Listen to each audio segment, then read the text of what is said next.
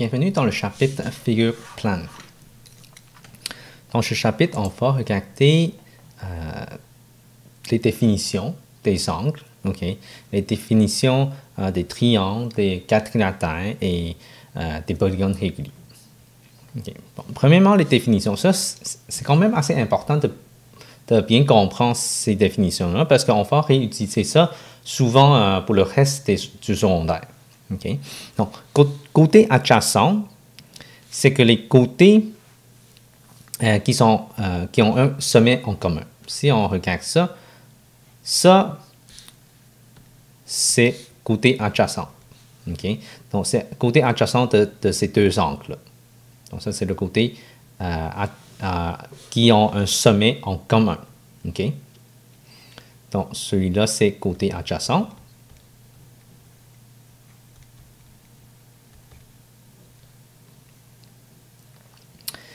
Et puis, angle consécutif. Angle consécutif, en effet, c'est, admettons, chez un parallélogramme. Et puis, chez ces deux angles-là. Ces deux angles-là, on appelle ça angle consécutif parce que c'est un après l'autre.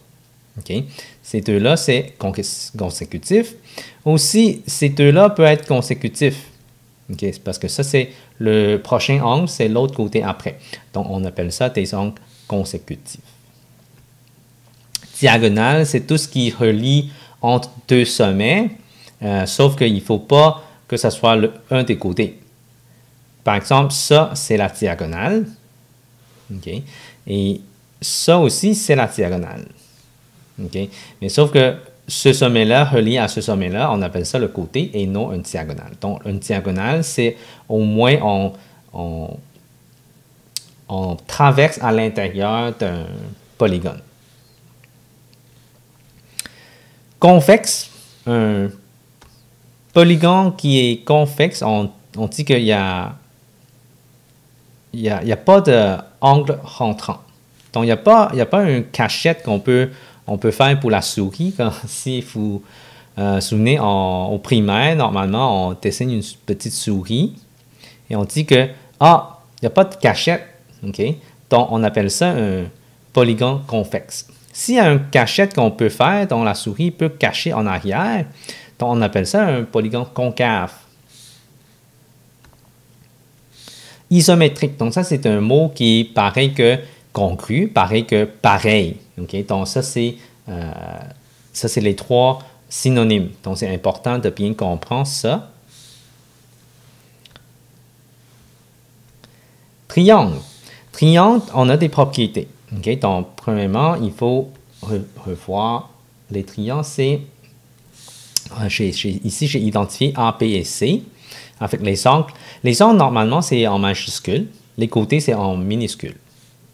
Les propriétés, ici, j'ai trois côtés et trois sommets. Ça, c'est un triangle. A, B, C sont des sommets.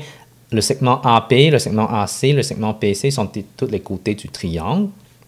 Donc ici, je peux utiliser le minuscule A, là, mais normalement, on définit à partir des sommets.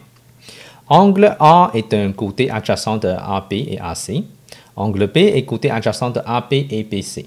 Angle C, c'est au côté adjacent de AC et BC. Donc, vous pouvez continuer de regarder ça parce que ça, c'est quand même assez évident.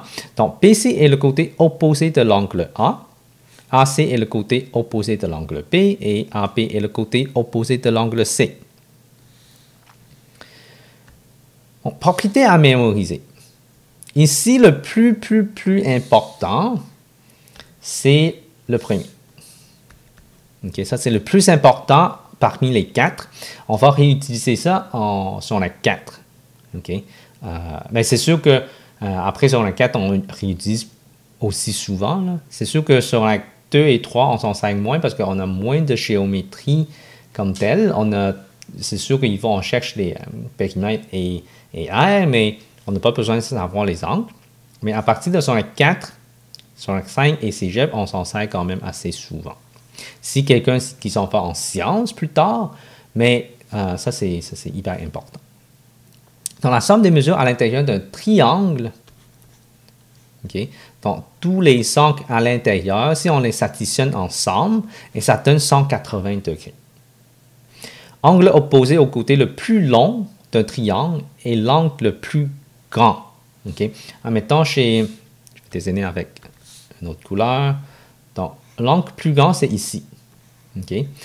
Qui est opposé, donc en face du côté le plus long. OK? C'est ça, ça veut dire la deuxième point ici. Le deuxième point. Après ça, le troisième point ici. Dans tous les triangles, la mesure d'un côté quelconque est inférieure à la somme des mesures des deux autres côtés. Admettons, ici, ça c'est mon 1, ça c'est mon 2 et ça c'est mon 3. OK? 3 il est plus petit que 1 plus 2. Oui, c'est ça. Parce qu'on veut savoir un côté quelconque qui est inférieur à la somme des mesures des deux autres côtés. Donc, le côté le plus long, il est toujours plus petit si on additionne les deux autres côtés ensemble. Même chose aussi, si c'est le côté la plus court, c'est sûr que 2 plus 3, c'est plus grand que 1. Dans tout triangle, la mesure d'un côté quelconque est supérieure à la différence des mesures des deux autres côtés. Donc, ici, on peut dire, en haut, c'est, admettons, exemple, 3 est plus petit que 1 plus 2. OK? Moi, ici, je parle les numéros des côtés ici. Là. Et le dernier point, c'est que 3 est toujours plus grand que 1 moins 2 ou 2 moins 1, peu importe. Ou même 1 est plus grand que 3 moins 2. OK? Donc, n'importe quel côté qui est toujours plus grand, supérieur à la différence, on soustrait la mesure des deux autres côtés.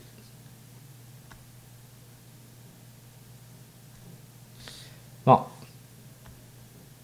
Hauteur. Donc, ici, à partir d'ici, on a quatre thèmes qu'on a besoin de bien identifier et bien comprendre. Il y a hauteur, médiane, médiatrice et bisectrice. Donc, médiatrice et bisectrice, moi, j'ai déjà parlé dans l'autre chapitre, droite et angle. Ça existe dans les triangles aussi. Donc, on va regarder ça. Hauteur, c'est à partir du sommet. OK? On descend à partir du sommet et on descend jusqu'à le côté opposé, mais perpendiculaire. Donc, c'est important à savoir. Ça, c'est la hauteur. Donc, il y a des côtés. Ici, peut-être, ce n'est pas si clair. Je vais redessiner à côté. Dessiner un petit peu plus grand comme ça. Donc, la hauteur, à partir du point C, le sommet C, c'est ici. Donc, il faut allonger le côté et puis avoir un angle de 90 degrés. Donc, la hauteur, c'est là, ici. Donc, on peut chercher pour chaque sommet, on peut avoir une hauteur. À partir d'ici, c'est là. À partir de là, c'est aussi ici. Donc, il faut allonger pour avoir la hauteur. Donc, c'est pour ça qu'on a les trois hauteurs. Donc, les trois hauteurs qui se rejoignent au même point. Okay? Donc, ce point-là, on appelle ça octocentre. Okay? On a un mot pour ça, octocentre. Après ça, médiane. Médiane, c'est à partir du sommet, on s'en va au milieu du segment opposé de l'angle. Donc, ici, chez angle P, je descends jusqu'au milieu du segment AC. Okay? Donc, segment A jusqu'à ce point-là, ici, c'est la même grandeur que ici. Okay? Donc, ces deux parties-là ont la même mesure. Donc, on appelle ça la médiane. Okay? Donc, encore là, on peut avoir trois médianes dans un triangle. Et le point intersection des trois médianes, on appelle ça centre de gravité.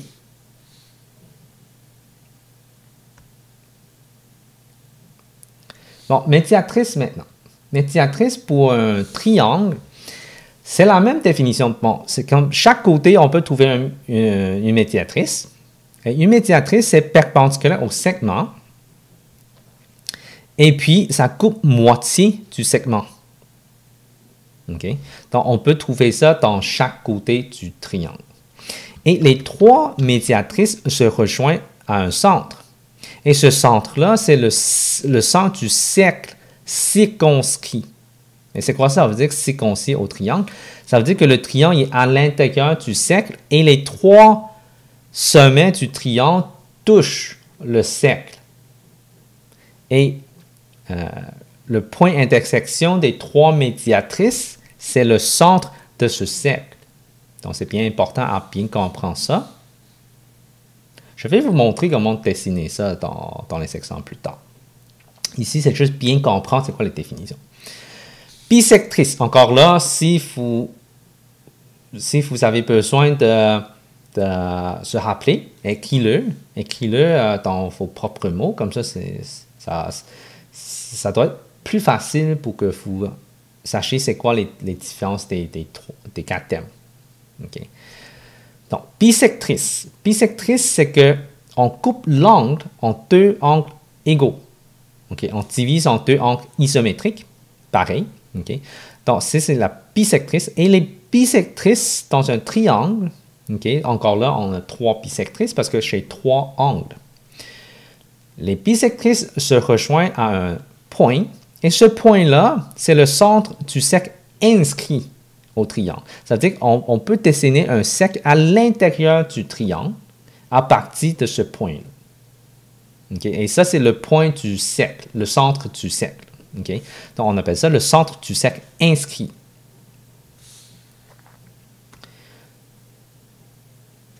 Bon. Après ça, on a des types de triangles et leurs propriétés. Okay? Les types de triangles, on a isocèle, isoangle.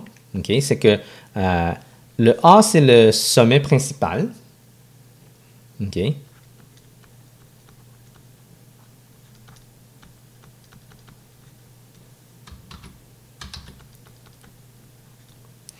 Et puis, BC, c'est la base. Et les deux côtés sont isométriques, donc sont pareils. Donc, les deux côtés sont congrus, deux angles sont congrus. Donc, les angles en bas aussi, c'est pareil. Donc, on appelle ça un triangle isocèle ou triangle isoangle. Équilatéral ou équiangle.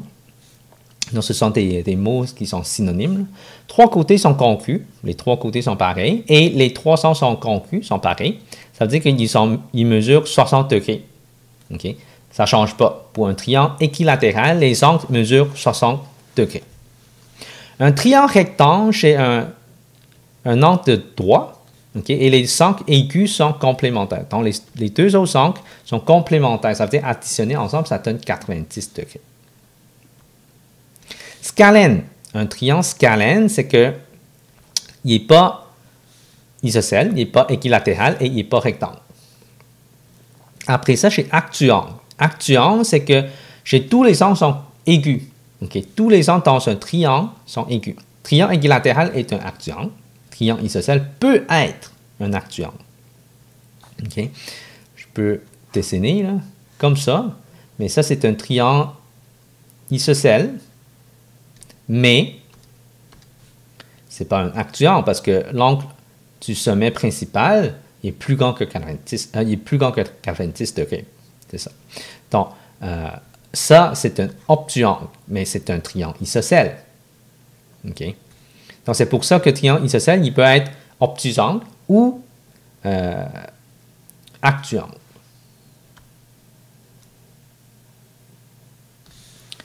Acutangle, pardon. C'est acutangle et obtusangle. Bon, ici, je vais vous montrer une vidéo comment construire un triangle avec les trois côtés. Bon, ici, on regarde l'exemple 2A. On va tracer le triangle. Donc, premièrement, on va mettre la ligne AP, le segment AP, 2,1 cm. On va utiliser le compas et mesure l'autre segment, 1,25 cm. On va mettre ça sur le côté A parce que ça, c'est le segment AC. Donc, on va tracer un arc. Là, on va mesurer l'autre mesure, BC, ce qui est 1,9. Donc, on va mettre ça, l'aiguille sur le point B, parce que c'est le segment BC. Et on trace là qui va se croiser avec l'autre. Et le point qui se croise, l'intersection, c'est mon point C.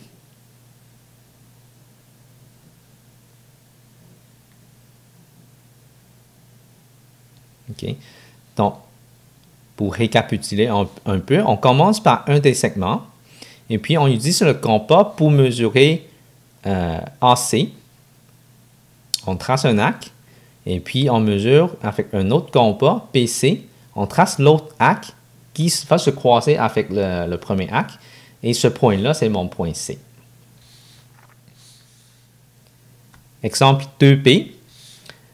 Je vais vous montrer dans la vidéo comment dessiner un triangle avec un côté avec deux angles. Donc ici, c'est un exemple qu'on a un segment et deux angles. On va regarder comment on va tracer ça. Donc, premièrement, on va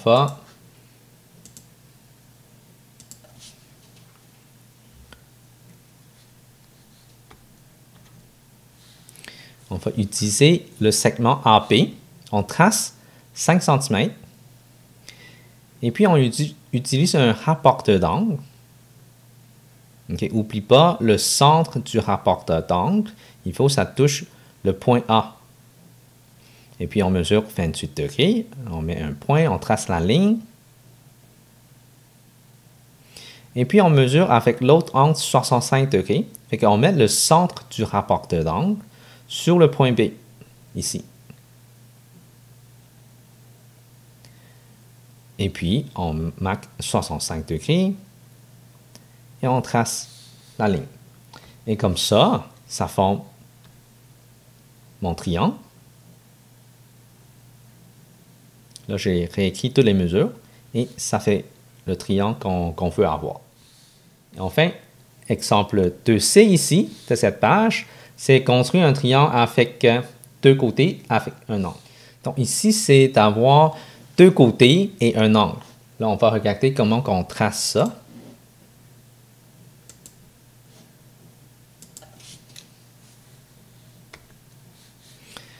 Avec ça, je commence par le segment AP, 3,8. Et puis, je peux mesurer avec un angle de 125 degrés avec l'angle B.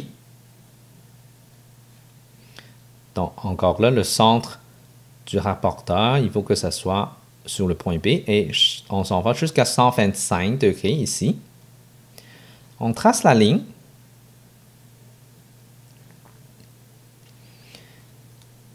Et ça, c'est 125 degrés. Et puis, je mesure de C à B 3,4 cm. Donc, je mesure avec la règle.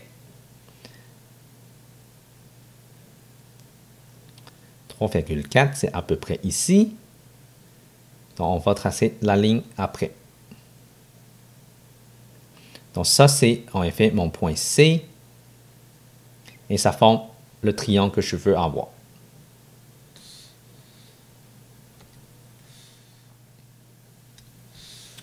Deux-D ici, c'est construire les trois hauteurs du triangle et trouver l'orthocentre. Ici, c'est tracer les hauteurs d'un triangle. Donc, on va avoir trois hauteurs à tracer.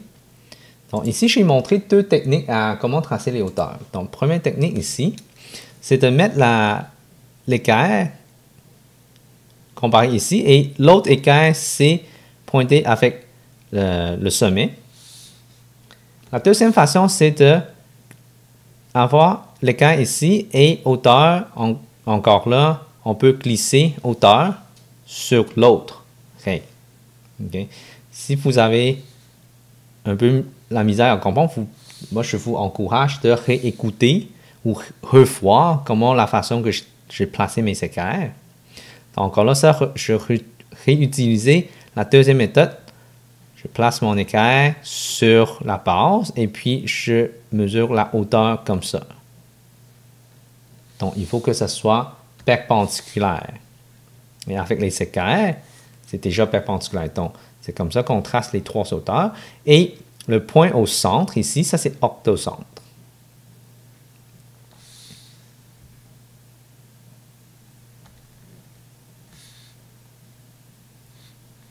Et voilà. Et puis l'exemple ici, c'est construire les trois médianes et trouver le centre du crâne. Ici, c'est chercher les médianes d'un triangle. Okay? On va regarder comment on trouve ça. Médiane, c'est qu'on a besoin de chercher le point milieu d'un segment. Donc, je vais vous montrer ça. Là, avec ça ici, je mesure la longueur et je trouve le point milieu.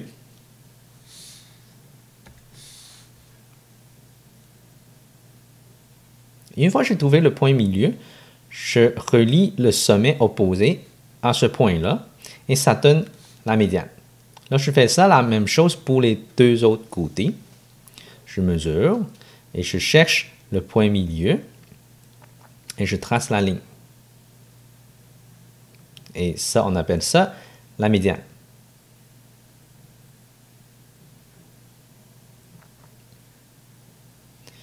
Même chose pour le reste du côté. Et en effet, le dernier, on n'a pas vraiment besoin de tracer et mesurer, mais je vais le faire quand même. Pourquoi je n'ai pas besoin de tracer? Parce que je peux relier le sommet et le point intersection des deux autres médianes. Et ça forme déjà la troisième médiane. Okay? Mais ici, c'est juste pour prouver que ça va passer par l'intersection des deux autres médianes. Donc, ça va passer ici. Et ce centre-là, on appelle ça centre de gravité.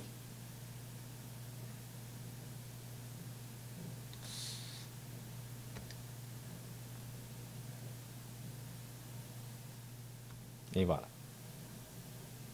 L'exemple 2F, c'est construire les trois médiatrices et trace le cercle circonscrit au triangle. Ici, je vais tracer les médiatrices d'un triangle.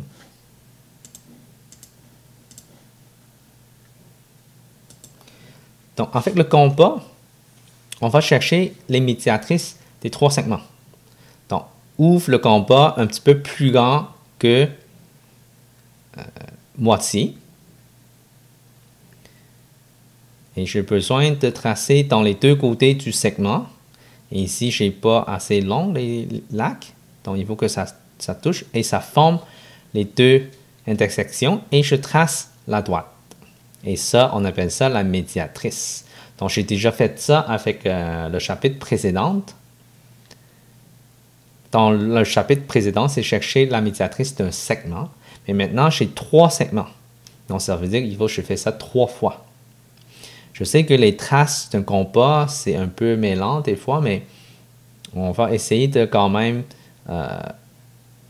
tracer ça avec toutes les traces. Normalement, ça, c'est les démarches pour montrer que vous avez compris comment tracer les médiatrices. Donc, il ne faut pas vraiment les effacer. Okay. Mais si c'est vraiment devient trop mêlant, mais je pense que c'est quand même raisonnable de les effacer, mais c'est juste que ça devient plus difficile pour le professeur de corriger.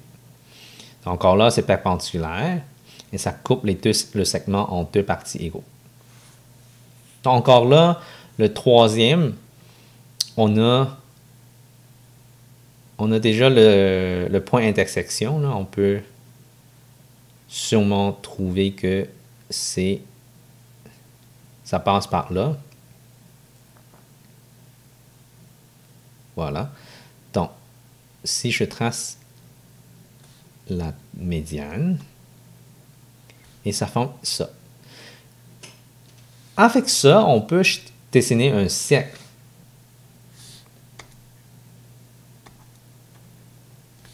On peut dessiner le cercle.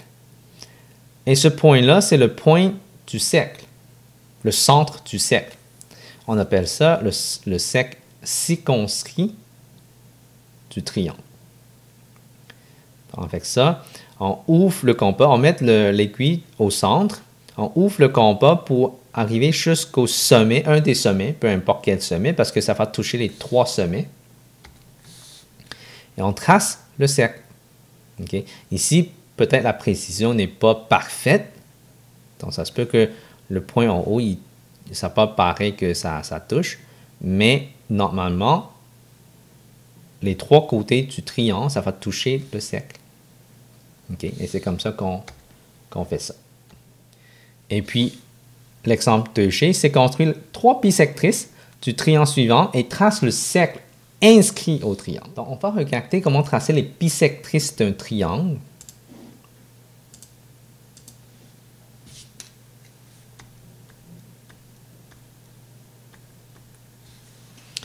Donc, premièrement, je trace, comme j'ai fait ça dans l'autre chapitre aussi, je trace un arc à partir du sommet. Et là, je mets les aiguilles ici pour tracer les deux arcs. Après ça, je trace du sommet jusqu'à l'intersection des deux arcs. Ça, c'est la bisectrice de cet angle. Là, je fais la même chose pour les deux autres. Je trace un arc. L'aiguille est au sommet. Et puis, l'aiguille, on met ça sur l'arc et on trace un autre arc en haut. Même chose pour l'autre partie. Et je trace un autre arc en haut. Et ça forme un point d'intersection. Et je trace à partir de ça qui relie au sommet. Et ça forme la bisectrice. Là, ça devient vraiment mêlant. Fait que je vais sûrement l'effacer. Ici. Parce que sinon, on ne voit plus les traces du compas. Donc, pour le prochain, ça devient quand même un petit peu difficile. Mais en effet, je n'ai même pas besoin de l'effacer parce que j'ai déjà le point d'intersection. Parce que je sais que la troisième bisectrice, ça va passer par ce point-là. Okay. Ça va passer par ce point-là ici. Donc, on va regarder si c'est vrai. Donc, on trace un arc. Et puis, à partir de l'aiguille ici, je trace un autre arc. Même chose dans l'autre côté.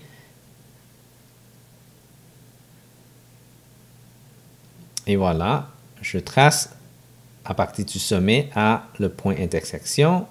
Et voilà, ça passe par les deux autres bisectrices aussi. Donc ça, c'est ma troisième bisectrice. Et le centre, ça devient le centre d'un cercle inscrit dans le triangle. Donc, je mets l'aiguille au centre et je ouvre jusqu'à un des côtés. Parce que ça va toucher les trois côtés. Donc, c'est comme ça qu'on va tracer le cercle inscrit dans le triangle.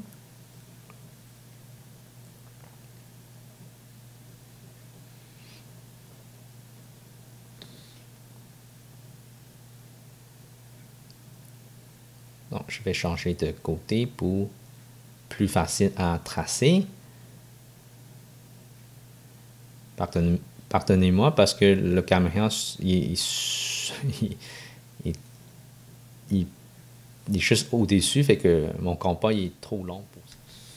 Exemple 2H, c'est construire un triangle isocèle à partir du sommet principal tel que 50 degrés et la mesure de la base qui est 3 cm. Bon, prochain exemple ici, c'est de tracer un triangle isocèle. Donc, on va regarder comment on fait ça. Déjà là, j'ai mon angle, le sommet principal.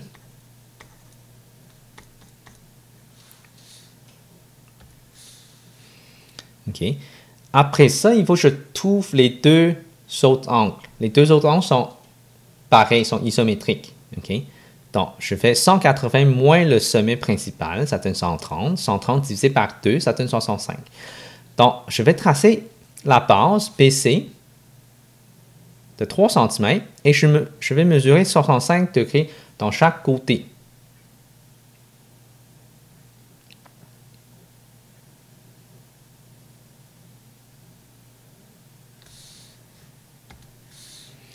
Donc, même chose dans l'autre, à partir de l'autre sommet, 65 degrés, et ça va se croiser, et ça forme un triangle.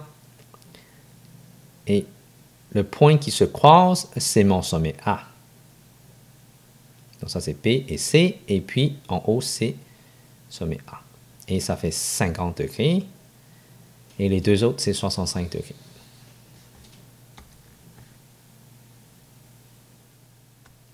Exemple 2i, c'est construire un triangle équilatéral avec des des côtés qui mesurent 3 cm. Ici, c'est tracé un triangle équilatéral. On va regarder comment on va faire ça. Mais un triangle équilatéral, tous les angles à l'intérieur sont pareils. Donc, je vais faire 180 degrés divisé par 3, ça donne 60. Donc, chaque angle à l'intérieur, c'est 60 degrés. Ça procède pas mal similaire comme le triangle isocèle. On trace le côté 3 cm et puis on mesure 60 degrés dans les deux côtés. Et le point d'intersection, ça donne ma troisième sommet.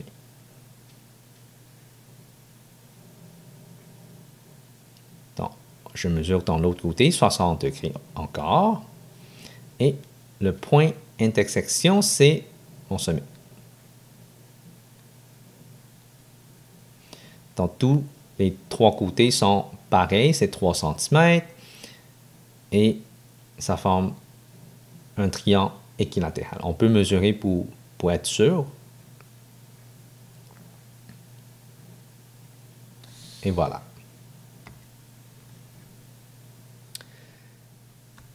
Exemple 2J, c'est construire un triangle rectangle avec un angle aigu de 50 degrés et la mesure d'un côté de cet angle-là qui est de 2 cm.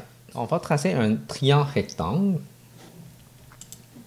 On connaît un angle aigu et la base avec l'angle aigu.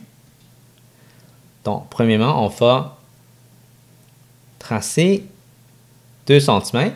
Ça, c'est la base.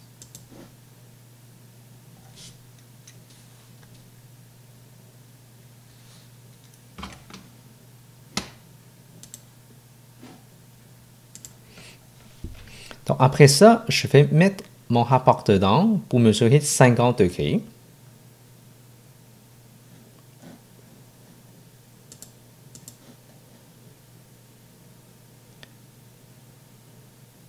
OK.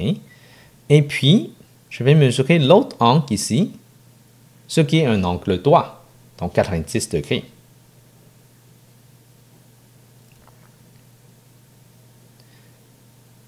C'est vertical. Et comme ça, ça forme un triangle rectangle. Okay. Donc, l'important, c'est de trouver le sommet ici. Donc, j'ai un triangle rectangle et ça fait un... Qu'est-ce qu'on devrait dessiner? Bon, ici, section 3, c'est quadrilatère. Si on veut regarder le quadrilatère, c'est que c'est 4 côtés. Okay. On a 4 côtés et 4 sommets. Et les sommets sont définis par A, B, C et D ici. Les côtés, c'est A, B, B, C, A, T, D, C, tout ça. Et les côtés A, B, on dit que c'est opposé au côté CD. Donc, AB et CD sont opposés. Donc, ils ne touchent pas les deux. Même chose pour BC et AD sont opposés. Là, les côtés consécutifs, c'est ceux qui touchent en même temps, qui forment un angle. Admettons AB et AD. Ça, c'est consécutif. Donc, on peut en avoir plusieurs. Donc, j'ai tout listé ici. Même chose pour les angles consécutifs et les angles opposés. OK? Donc, j'ai tout listé. Et puis, il y a 2 diagonales. OK? Diagonale, c'est AC et BD. OK? Un quadrilatère possède toujours 2 diagonales. Là, le truc à mémoriser, c'est que la somme des mesures à l'intérieur, la somme des mesures des angles à l'intérieur d'un quadrilatère est toujours égale à 360 degrés. Parce que si n'importe quel quadrilatère, si on coupe en deux, ça donne 2 triangles. Et chaque triangle, on a 180 degrés à l'intérieur. Okay? Pour tous les angles. Et si on additionne tous les deux ensemble, ça donne 360 degrés. Donc, c'est pour ça ça suit celui des triangles. Là, les types des quadrilatères. On a des trapèzes, 2 côtés qui sont parallèles. Un trapèze isocèle, ça veut dire que les 2 côtés sont pareils. Okay? Les 2 côtés opposés sont parallèles. Les 2 côtés non parallèles sont congrus. Donc, les non parallèles, c'est AP et CD. Les diagonales sont conclues. Si on trace les diagonales, c'est ici et ici. Ça veut dire qu'ils ont la même mesure. Les angles à la base sont conclus. Donc, si on regarde ça, les angles en la base sont pareils aussi. Bon, les deux côtés opposés, trapèze rectangle. Les deux côtés opposés sont parallèles. Les deux angles sont droits. Il y a deux angles droits ici. Donc, ça, c'est trapèze rectangle. Et puis, parallélogramme. Parallélogramme, mais les côtés opposés sont parallèles. Okay? Les côtés qui ne touchent pas sont parallèles. Les côtés opposés sont concus, ont la même mesure. Les angles opposés sont concus. Okay? Les angles opposés, admettons, angle A et angle C, sont pareils. P et T sont pareils aussi. Les angles consécutifs sont supplémentaires. Donc, ça veut dire que, admettons, angle A et angle P, ça c'est consécutif. Si on additionne ces deux-là ensemble, ça donne 180 degrés. Et les diagonales se coupent en leur milieu. Okay? Ça veut dire que ici et ici ont la même mesure, ou ici et ici ont la même mesure. Donc, ça veut dire qu'ils se coupent en leur milieu.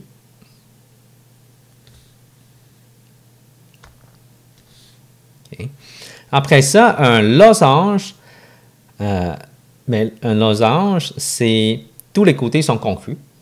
Okay. Et tous les côtés opposés sont parallèles. Tous les côtés opposés sont conclus. Là, en effet, c'est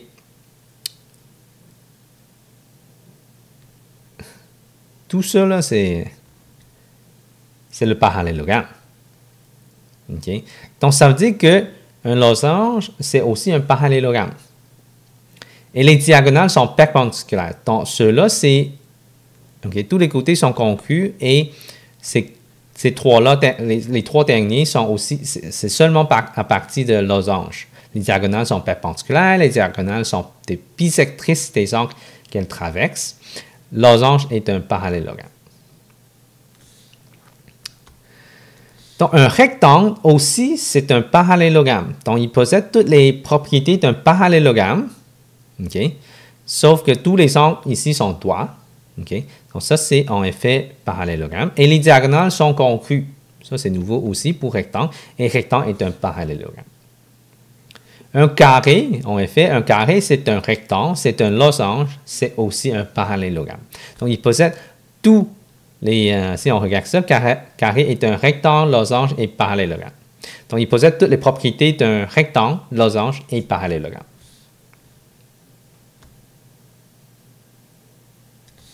Donc, on va regarder dans une vidéo comment construire un carré avec une mesure qui est 4 cm. Donc, ici, l'exemple ici, 3A, on veut tracer un carré.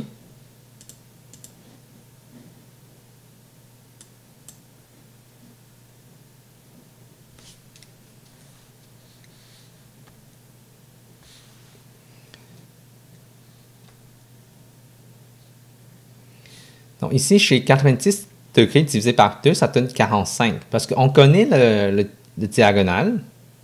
OK? Donc, parce que ça, c'est qu'est-ce qui est donné.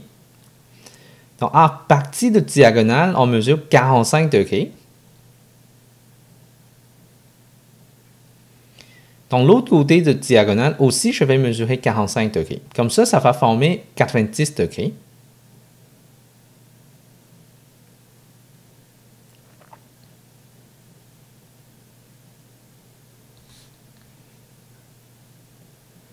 Et voilà.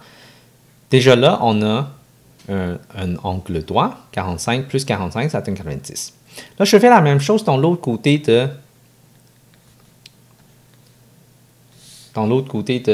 diagonale.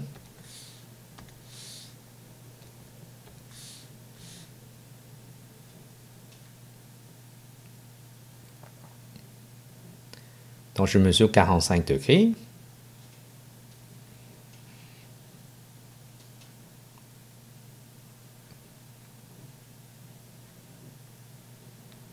Donc, après ça, on peut juste dessiner la ligne verticale. On peut utiliser des séquelles pour les tracer. Okay? Mais ici, de toute façon, je vais quand même finir avec le rapport d'angle. Donc, ça fait un carré.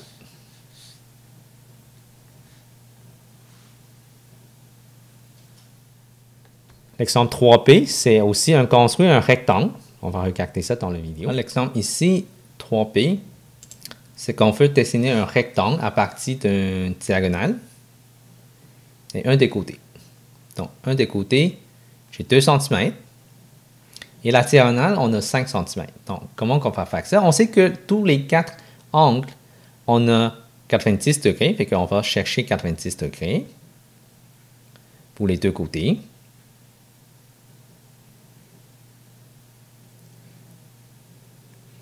Là, après ça, on a besoin de mesurer un diagonale qui est de 5 cm. Là, ça se peut que la ligne n'est pas assez longue. On va regarder ça. Si on mesure 5 cm à partir d'un sommet, là, il faut que je touche la ligne opposée, mais donc ça, c'est pas assez long. Donc, on va rajouter la ligne pour être plus long.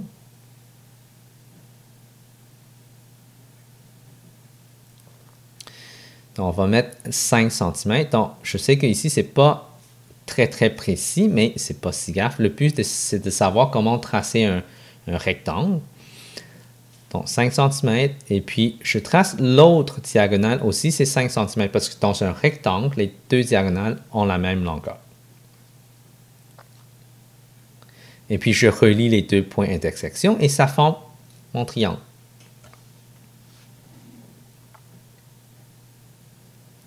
Voilà.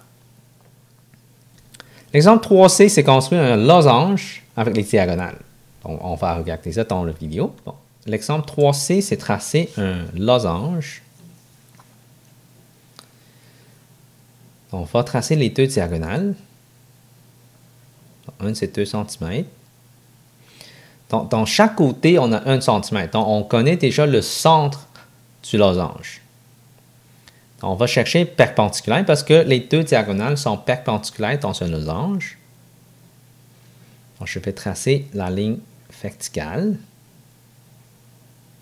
Là, je vais mesurer 2 cm de chaque côté, 1,5 cm de chaque côté, pardon. Donc, parce que le total, c'est 3 cm. Donc, 1,5, 1,5. Et comme ça, on peut juste toutes les relier, les sommets.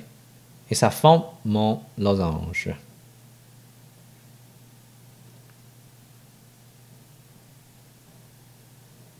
Et voilà. L'exemple 3D, c'est construire un parallélogramme. Et puis, on va regarder ça aussi dans la vidéo. Ici, c'est pour vous montrer comment dessiner un parallélogramme. Donc, je commence avec la base, ce qui est 3 cm.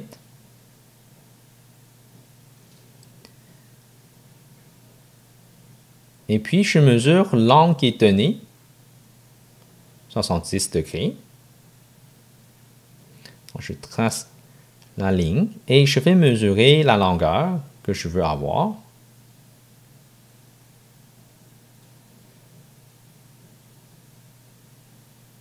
Ce qui est 2 cm. À partir de ça, je connais les deux côtés et je vais utiliser les séquaires pour tracer le reste des deux autres côtés. Encore là, je mets un de mes équerres sur la ligne ici. Et l'autre, c'est pour glisser. Là, je vais glisser ça pour jusqu'au point que j'ai dessiné. Donc ça, c'est parallèle avec l'autre. Et je fais la même chose avec l'autre. Je vais mettre ma règle sur le côté et je glisse jusqu'au sommet.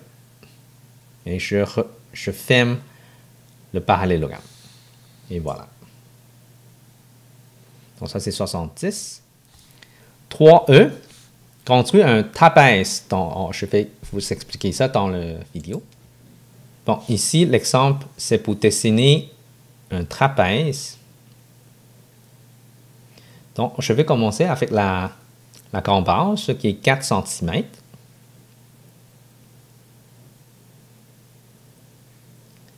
Et je vais chercher la hauteur, ce qui est perpendiculaire. Okay? Je vais tracer la ligne un petit peu plus longue. Et puis, je mesure 1 cm. Parce que la hauteur qui est donnée, 1 cm. Et puis, à partir de là, je peux utiliser mes équerres pour chercher la petite pince qui est parallèle à la cambasse. Fait que je peux utiliser les 2 équerres pour chercher l'autre ligne en haut. Et après ça, je vais juste mesurer c'est quoi la longueur que je veux. Donc ça, c'est 1 cm. Puis la petite pince, c'est 2 cm. Donc c'est juste là. Et je vais relier les sommets du trapèze. Je relie ici avec celui d'en bas. Même chose dans l'autre côté. Donc ça, c'est un trapèze quelconque. Hein? Ce n'est pas un trapèze isocèle, ce n'est pas un trapèze rectangle. C'est un trapèze quelconque. Section 4 ici, c'est rechercher des angles, des mesures d'angle. Okay? Donc, ici, c'est quand même assez important à cause qu'en section 4, on revient à faire ça souvent. Okay? Donc, il y a un chapitre en section 4 qu'on fait seulement ça. Okay? Donc, c'est pour ça qu'il faut se familiariser un peu avec ce tableau-là. On a affirmation et justification. Les justifications, c'est les définitions et les propriétés qu'on apprend. Donc, on peut le recopier. Donc, rendu en section 4, c'est sûr qu'on a besoin d'avoir une feuille à mémoriser pour avoir toutes les propriétés pour qu'on peut retranscrire à l'examen. Donc, je sais que dans mon temps, à moi, les enseignants ne nous donnent pas de feuilles pour l'examen. Donc, il faut apprendre tout ça par cœur, mot par mot. Donc, ça, c'est la meilleure chose à faire. Mais maintenant, vu qu'on peut avoir une feuille à l'examen, on peut tout transcrire ça sur la feuille. Donc, on va regarder ça pour déterminer les valeurs de x et y. OK? Je vais juste zoomer un peu, là. Comme ça, c'est plus clair. Donc, déterminer les valeurs de x et y. Donc, on peut chercher x et y, mais je pense que y, c'est plus facile à chercher parce que à partir du triangle, comme ça, on sait que la somme des mesures à l'intérieur d'un triangle est égale à 180. Donc, je sais que y va être égal à 180 degrés. Je vais utiliser un crayon plus mince. 180 degrés moins 50 degrés moins 90 degrés. Okay, 90, c'est l'angle droit ici. Donc, ce qui est égal à 40 degrés. Okay, vous pouvez calculer ça avec calculatrice. Donc, si je tape ici la somme à l'intérieur d'un triangle est de 180 degrés.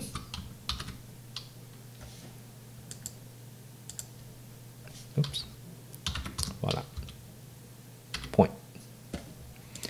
Donc ça, je peux la mettre un petit peu à l'intérieur de justification. Donc ça, c'est qu'est-ce qu'on marque normalement. Donc ça, c'est une des propriétés qu'on a déjà vues dans les pages plus haut. Après ça, une fois qu'on a trouvé ça, on peut, à l'examen, on peut identifier les angles. Donc, admettons, ici, ça c'est mon A, ça c'est mon B, et ça c'est mon C, ça c'est D, et ça c'est E. Donc, on peut utiliser ça pour dire que angle DAC ici, qui est congru à angle PEA. OK, PEA. Pourquoi? Parce que, OK, on a deux droites parallèles. Donc, ces deux-là sont parallèles parce que les deux sont 90 degrés. Et puis, les angles correspondants, OK, sont congrus. Donc, comment on va écrire ça? Mais ça, c'est une des J'écris ça à côté.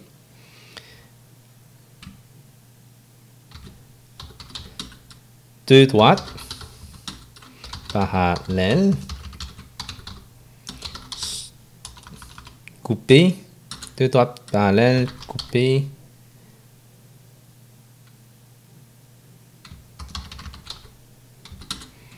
Par une séquente. Alors, moi je dirais deux droites parallèles sont coupées par une séquente. Alors,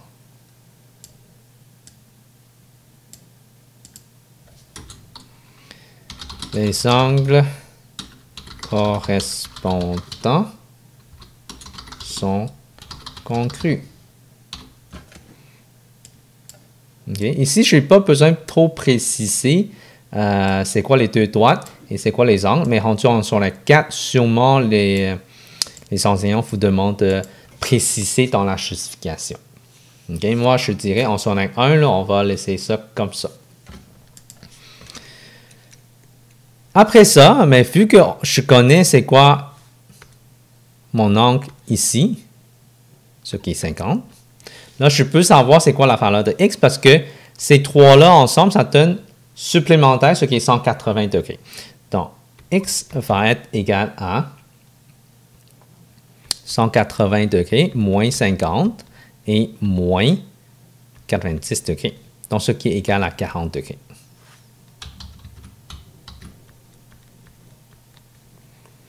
Donc, ça, c'est, on peut encore là écrire la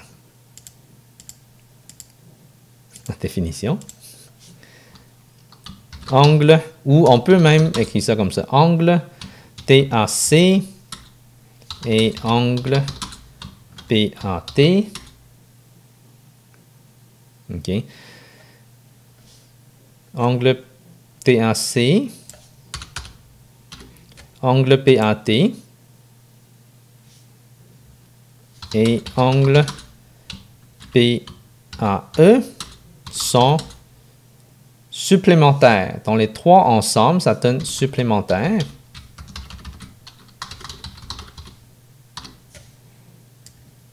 OK, donc, ici, c'est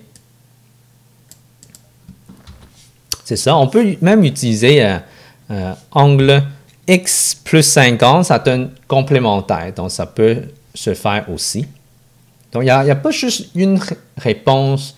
Ici, on peut justifier avec différentes façons. Donc, c'est à vous de décider quelle justification on va utiliser. C'est comment vous allez trouver l'angle. Donc, ça peut avoir plusieurs réponses. Okay? Des fois, ça peut aller à vraiment beaucoup de réponses. Des fois, c'est évident qu'on utilise toujours la même réponse parce que c'est le plus évident pour tout le monde. Bon, prochain exemple ici, c'est détermine les valeurs de x et y. Si on regarde ça, mais c'est sûr, le plus facile, c'est de chercher celui de y. Là, je vais commencer avec un crayon plus mince. Y qui est égal à 180 degrés, parce que c'est le triangle à l'extérieur, qui est moins 42 degrés et moins 65 degrés, et ça donne 73 degrés. Et ça, c'est la somme à l'intérieur d'un triangle. Donc, je vais juste recopier ça. Je vais le mettre ici.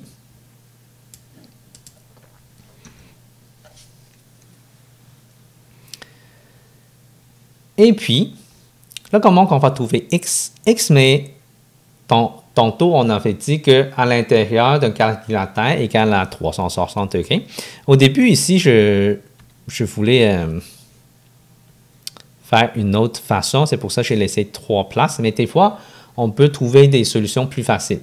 Donc, avec ce calculateur-là, x va être 360 degrés, moins 73, moins 65 et moins 90 degrés. Parce qu'on sait que ça, c'est 90 à cause que ça, c'est une médiatrice. Donc, ça, c'est égal à 132 degrés. OK.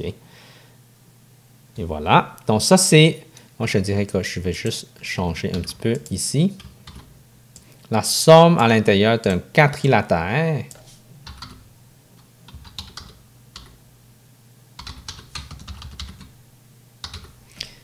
est de 360 degrés.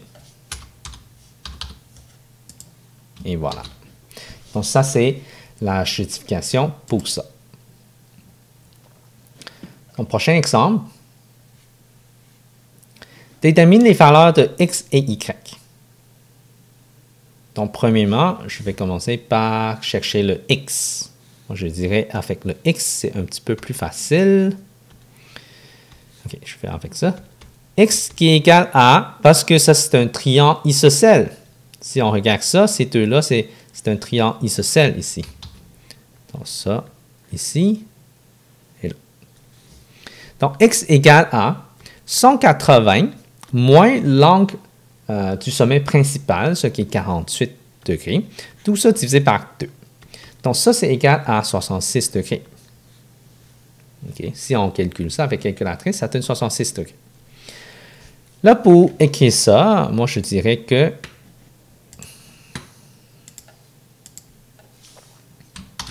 les angles de la base d'un triangle isocèle sont congrus.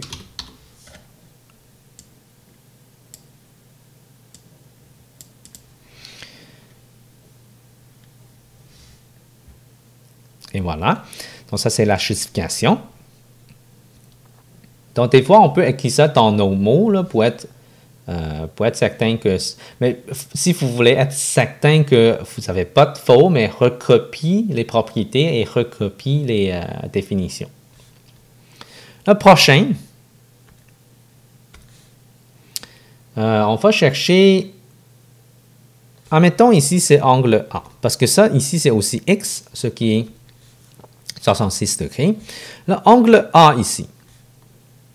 Mesure de l'angle A va être égal à 180 moins 66 degrés, parce que les deux-là, ensemble, ça donne des angles supplémentaires. Okay? Donc, ça donne 114 degrés.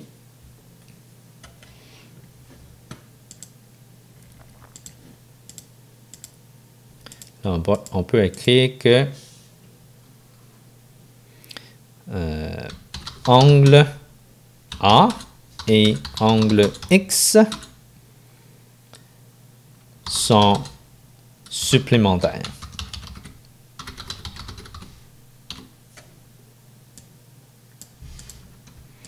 Après ça, une fois que j'ai trouvé le A, je vais chercher la valeur de Y maintenant. Ça donne 180 parce que l'autre triangle ici, la somme, c'est 180. Donc, 180 moins 36 moins celui qui est A, ce qui est 114 degrés. Donc, tout ça, c'est égal à 30 degrés. Donc, encore là, ça, c'est la somme à l'intérieur d'un triangle. Je vais juste recopier ça dans l'autre. Okay? Donc, si vous travaillez à l'ordinateur, c'est sûr que ça devient un petit peu plus facile. Et voilà.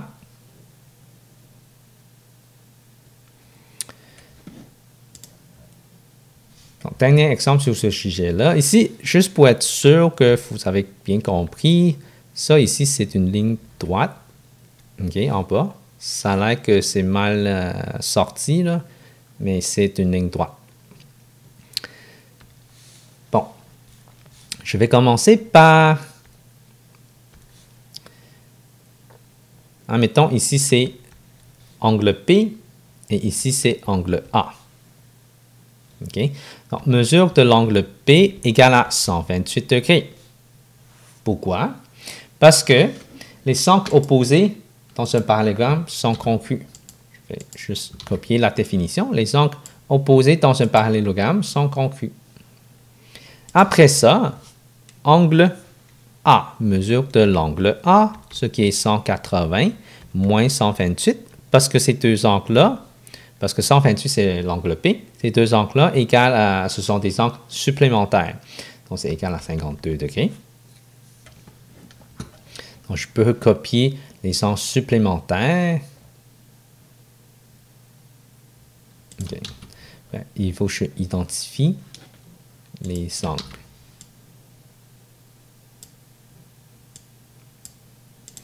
Angle A et angle P, en effet. Angle A et angle P sont supplémentaires. Voilà. Et puis le dernier, je veux trouver le X. Mais le X, c'est à partir du triangle ici. OK? Le triangle ici, mais la somme à l'intérieur d'un triangle est égale à 180 degrés. Donc, X est égal à 180 moins 52 moins 80 degrés, ce qui est égal à 48 degrés. Donc, je peux recopier encore la somme à l'intérieur d'un triangle est de 180 degrés. Bon, voilà. Ça, c'est comment on travaille sur les tableaux. Dernière section ici, polygone régulier. Bon, un polygone dont tous les côtés sont isométriques, donc ça veut dire que tous les côtés ont la même mesure, sont pareils, et donc tous les angles sont isométriques, même chose, et appelé un polygone régulier. Donc, ça veut dire qu'un polygone régulier, tous les côtés, il faut que ça soit pareil, et tous les angles à l'intérieur du polygone, il faut que ça soit pareil aussi. Bon, l'apothème, ça c'est quelque chose que on va réapprendre en secondaire 2. L'apothème d'un polygone régulier est le segment perpendiculaire du centre de ce polygone au milieu d'un de ses côtés. Okay? Admettons ici, ça c'est le centre.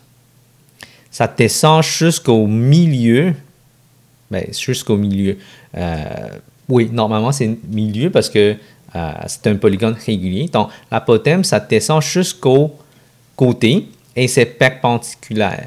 Donc, ça, on appelle ça apothème. Donc, on peut avoir plusieurs apothèmes dans un polygone régulier. Donc, on peut avoir ça, on peut avoir ici, et on peut avoir là aussi. Avec les polygones réguliers, on peut avoir plusieurs côtés. Donc, si le nombre de côtés, c'est 3, on appelle ça un triangle équilatéral. 4 côtés, c'est un carré. 5 côtés, c'est pentagone régulier. 6, c'est hexagone régulier. 7, c'est heptagone. 8, c'est octogone. 9, c'est onéagone. 10, c'est décagone. 11, c'est endécagone. Et 12, c'est dodécagone. Donc, ça se peut que vous avez déjà appris ça en primaire, mais maintenant, il faut on réapprendre ces thèmes-là, ces mots-là, pour le polygone régulier. Donc, à l'intérieur d'un polygone régulier, c'est que comment qu'on peut calculer ça? Comment qu'on peut savoir ça? Pour un polygone à n côtés, on peut décomposer le polygone en triangles avec des diagonales. Donc, admettons, ça c'est un pentagone.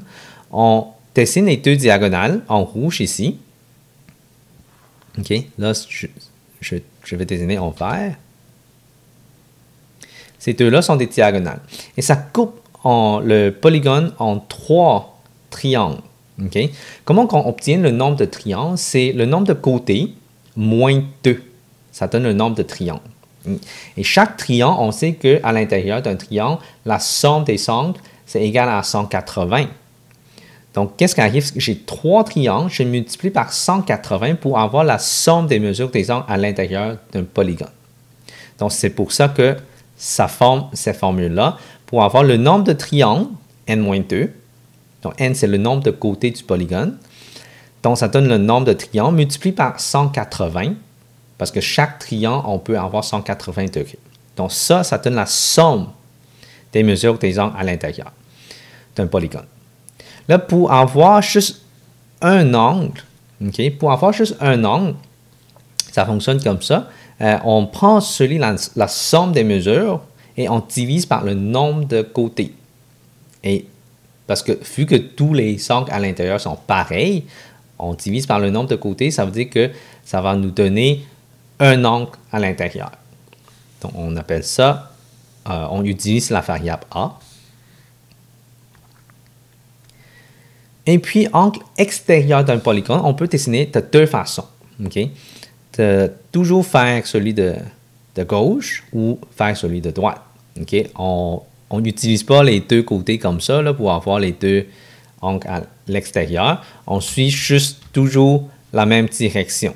Si on s'en va faire la gauche ici, on s'en va faire la gauche, comme ça, comme ça, comme ça, et comme ça. Si c'est dans l'autre sens, mais la droite va être comme ça, comme ça, comme ça, comme ça, et comme ça. Donc, on choisit juste une façon de le faire, OK? On ne fait pas avec les deux façons dans le même polygone pour chercher l'angle extérieur. Donc, l'angle extérieur, en effet, c'est un angle supplémentaire avec l'angle intérieur. Fait que, une fois on a trouvé l'angle intérieur, on peut trouver celui de extérieur. Bon, les propriétés. Les propriétés ici, okay, les plus importants, je dirais, c'est celui-là. La somme des mesures des angles extérieurs est toujours de 360 degrés. La mesure d'un angle au centre est de 360 degrés divisé par n. Okay? Donc ça, c'est les deux, je dirais, c'est les plus importants. Le reste, c'est comme chaque sommet du polygone possède deux angles extérieurs isométriques, comme qu'est-ce que je viens d'expliquer. Okay? Il peut avoir deux angles extérieurs, dépendant lequel on choisit. Après ça, un angle extérieur et un angle intérieur, c'est adjacent, aussi c'est supplémentaire. Un polygone régulier a un centre et le centre est équidistance des sommets. Okay? Le centre, c'est toujours la même distance au sommet. On peut décomposer un polygone régulier à un côté en n triangles isocèles isométriques. Okay? On peut toujours séparer ça, comme admettons chez un pentagone. Je peux séparer ça en triangles isocèles. Donc ça, ce sont les 5 triangles isocèles. C'est comme ça qu'on sépare. On relie jusqu'au sommet. Le centre au sommet de tous les 5 sommets. Donc on va avoir 5 triangles isocèles. OK. Après ça, on va regarder les exemples.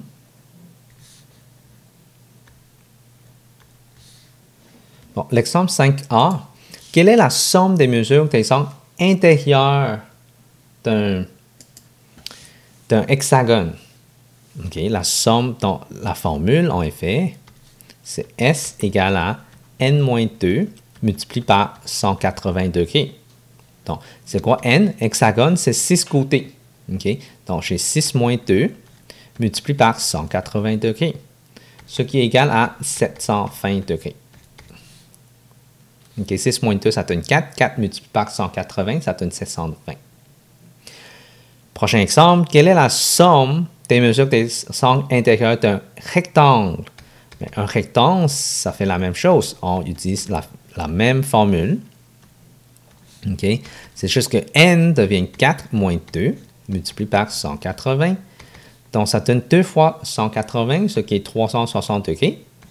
Mais c'est normal parce qu'un quadrilatère, on rappelle qu'on a deux triangles à l'intérieur. On peut couper ça avec une diagonale. Et puis, deux triangles, ça fait 180 multiplié par 2.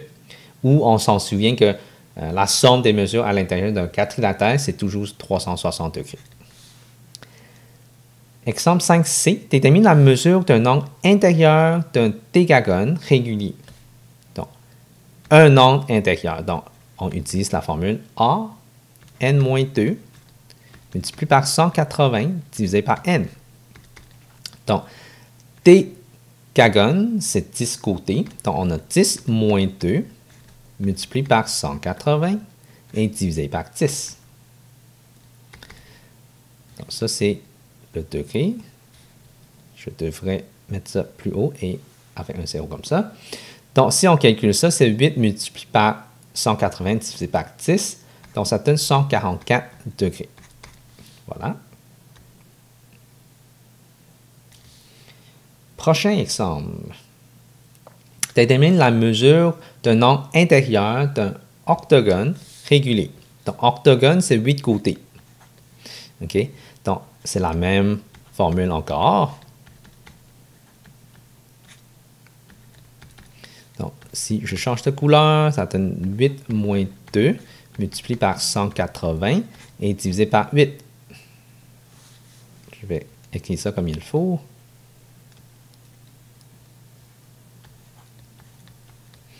Donc ici, si je mets ça dans calculatrice, ça va me donner 135 degrés. Quel est le nombre de côtés d'un polygone dont la somme des angles intérieurs est de 900 degrés? Si la somme, c'est égal à 900, mais je vais réécrire la formule en premier. Si la somme, c'est 900, OK? Je veux chercher le nombre de côtés, donc ça veut dire que je veux chercher le n. OK? Donc, c'est comme si c'est 900 qui est égal à quoi multiplié par 180. Si on peut calculer, on peut diviser pour savoir, ou on peut faire des essais-erreurs, mais ici, ça va me donner 5. OK? 5 fois 180, ça donne 900. Mais avec ça, je sais que 5, c'est le point d'interrogation ici. Ça veut dire que n-2 égale à 5. Ça veut dire que n égale à quelque chose moins 2, ça donne 5. Ça veut dire que c'est 7. Donc, ça veut dire que c'est 7 côtés.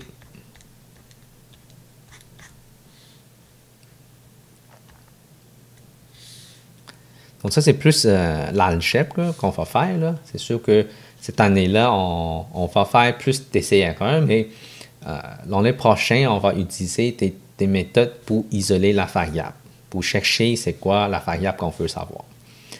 Quel polygone régulier a des angles intérieurs mesurant 150?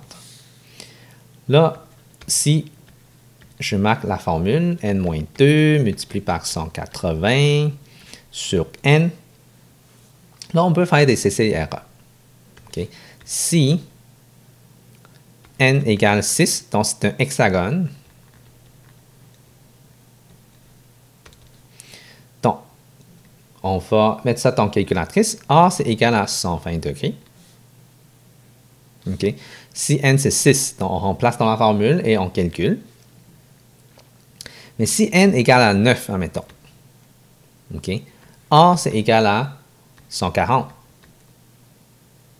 Si on essaie n égale à 11, A, c'est égal à, si je pitonne dans la calculatrice, ça donne 147,27 degrés. Là, il est quasiment proche de 150 degrés. Fait qu'on va essayer le 12. N égale à 12. Alors, A égale à 150 degrés. Ah, voilà, j'ai trouvé que N égale à 12. Ça veut dire quoi? La réponse, c'est dodécagone.